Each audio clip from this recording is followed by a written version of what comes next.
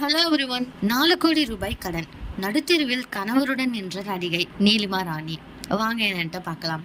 சின்னத்திரை மற்றும் வெள்ளித்திரை இரண்டிலும் பிரபலமான நடிகைகளில் ஒருவர் தான் நீலிமா ராணி. இவர் தாமரை, செல்லமே, வாணிராணி, கோலங்கள், மெட்டியொலி போன்ற பல சீரியல்ல நடிச்சிருக்காங்க. மேலும் நான் மகான் அல்ல, பண்ணையாருக்கு பத்மினியும் உள்ளிட்ட படங்களுக்கு நடிச்சிருக்காங்க. இந்த நிலையில் நடிகை நீலிமா ராணி தனது வாழ்க்கையின் கடினமான நாட்கள் குறித்து சமீபத்தில் வெளிப்படையாக பேசியிருக்காங்க.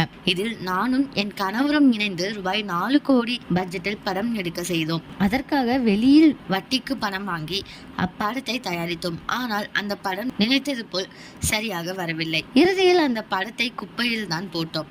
அந்த படத்திற்காக கடன் வாங்கி நடுத்தெருவில் தான் நின்றோம். சரி, இழந்தாச்சு, ரோட்டுக்கு வந்தாச்சு. இனி இங்கிருந்து எப்படி நகரப்போகிறோம் என நானும் என் கணவரும் யோசித்தோம். அந்த சமயத்தில் மீண்டும் சின்ன திரையில் நடிக்க துவங்கினேன். வாணிராணி, தாமரை, தலையணை பூக்கள் உள்ளிட்ட சீரியல்களில் நடித்து வந்தேன். வாடகை வீட்டிற்கு கூட போக முடியாமல் என் கணவரின் நண்பன் வீட்டில் ஒரு அறையில் தங்கியிருந்தோம். எங்களுடைய குறிக்கோள் வெற்றி பெற வேண்டும் என்று இருந்ததால் தோல்வியையும் ஏற்றுக்கொள்ள தயாராக இருந்தோம். அதனால் தான் மீண்டும் அந்த இடத்தை எங்களால் பிடிக்க முடிந்தது. 2007 ஜீ தமிழ் தொலைக்காட்சியில் என்றென்றும் புன்னகை, நிறைமாறாத பூக்கள் ஆகிய சீரியல்களை தயாரித்தோம். எங்களுடைய குறிக்கோள் சினிமா தயாரிப்பதாக இருந்தாலும் கூட சீரியலையே முதலில் தயாரித்தோம். எனினும் கண்டிப்பாக ஒரு நாள் படம் தயாரிப்போம். எனவே நாம் சோர்ந்து போய் உட்கார்ந்தால் யாரும் நமக்கு கை கொடுக்க வரப்போவதில்லை. நமக்கு நாமே தான் கை கொடுத்து உதவி கொள்ள வேண்டும் என நீலிமா ராணி கூறியிருக்காங்க.